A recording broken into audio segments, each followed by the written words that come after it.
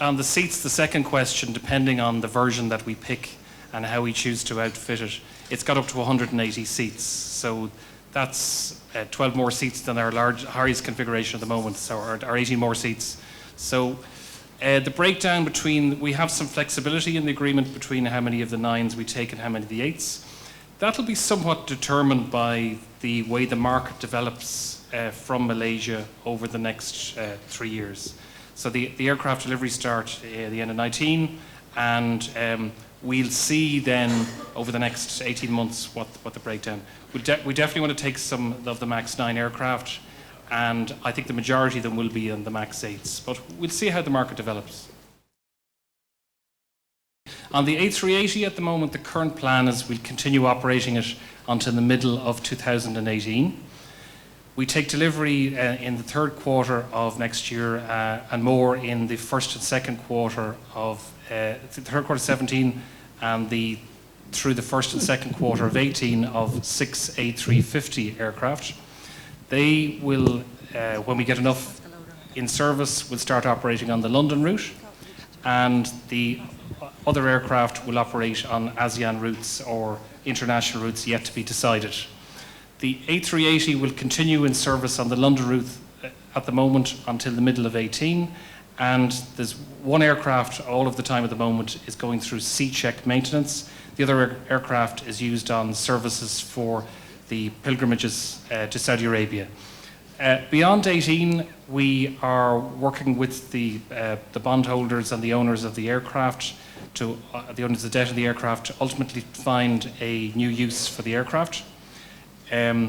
We are going through the exercise of seeing how much reconfiguration into a higher density would cost. We're also looking into opportunities around possible extended wet leases or dry leases of the aircraft. But as far as Malaysia Airlines is concerned, it's planned to finish in the middle of 2018. We have, on the main fleet, we've 15 A330s, we've got 56 737s, and we've got the 6 A380s. That's in the main Malaysia Airlines fleet. So how low? I think yields are only going down globally generally at the moment, right now. So they were going up there for a short while, but you're starting to see some real bite coming into the market. I think if you're realistic, you're probably looking at yields globally for the next 5 or 6 years, probably every year going down 2-3%. I think that's realistic. This is a real game changer because it completely changes the economics of our narrow body fleet. We're buying the aircraft, the cost to us is about 40% less overall on the economics, 15% less fuel. The aircraft in the certain configurations has 12% more seats. So overall, it just makes far, far more business sense for us, and it's a much better product for the customer. I actually have a different view on the high-speed rail. I think the high-speed rail could be brilliant for the airlines. In fact, we haven't engaged in it yet, but it would make sense for me if we tried to be a major marketing partner, or even to ask to be the brand or to do the sales for the high-speed rail. High-speed rail is often very complementary with air services. So there's nothing to stop the high-speed rail being completely complementary and actually enabling people who fly into Kuala Lumpur in our network from all over the world to do it, to go down at the train and then come back up with flights. So these things tend to work out.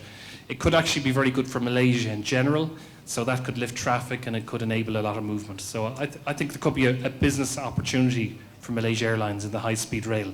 Why not sell a rail ticket and a flight ticket on the one-passenger booking as you're going through the booking flow? It makes perfect sense to me. And why don't I try and work hard with the rail company to get them to sell my flights as compatible with their train? Yeah, the turnaround is on track. I think that the business plan remains the same. The only difference I think you would see over the next 6 months is an acceleration in the sales and marketing, and on the commercial side, we're going to be increasingly aggressive in the way we try and promote our fares. So some of you may have seen we've launched today, in honour of Boeing's 100th birthday, we've got a Boeing birthday sale taking place on airfares. So we have nearly 100,000 seats on sale for the next 4 days at 100 ringgits one way, including seats to Singapore and Phuket and all around Malaysia. So we did a sale last weekend on London, and our bookings on London increased more than 400% over a couple of days. So we're not going to be hiding our light over the next couple of years. We're going to be very busy in the marketplace trying to put some bums on some seats.